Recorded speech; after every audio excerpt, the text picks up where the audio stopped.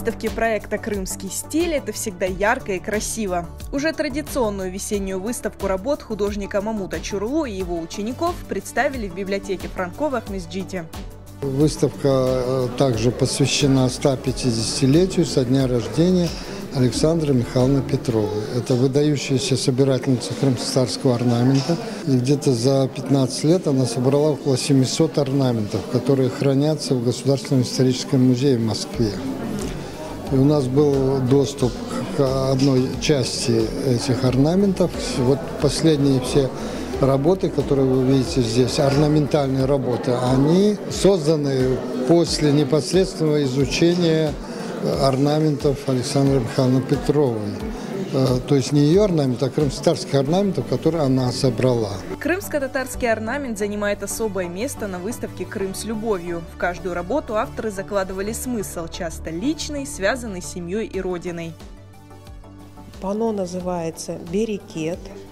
Я закладывала такой смысл, знаете, берекет нематериально, он духовный.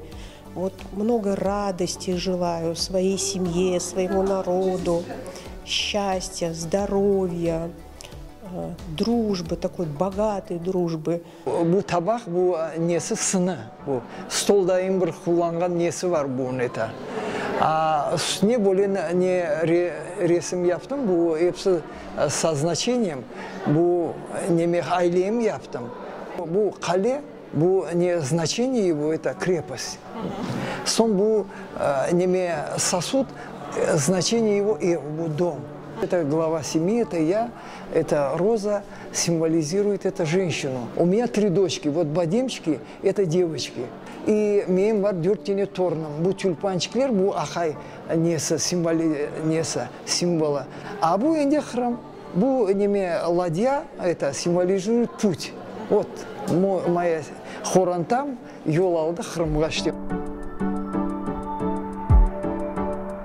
На выставке «Крым с любовью» представлены работы мастеров за последние 2 года. За это время было проведено несколько пленеров, результаты которых тоже можно увидеть в экспозиции. Особенность нынешней выставки в том, что разные мастера взялись за кисть и попробовали себя в новых направлениях. Я вышивальщица, 12 лет вышиваю техники махлама, татар-шлемей, сап и телля. И благодаря Мамуту Ага я открыла новый все дар художника, рисуя орнаментом. В данном случае, что за 2 года я уже нарисовала 5 картин. На выставке представлены 3 мои работы.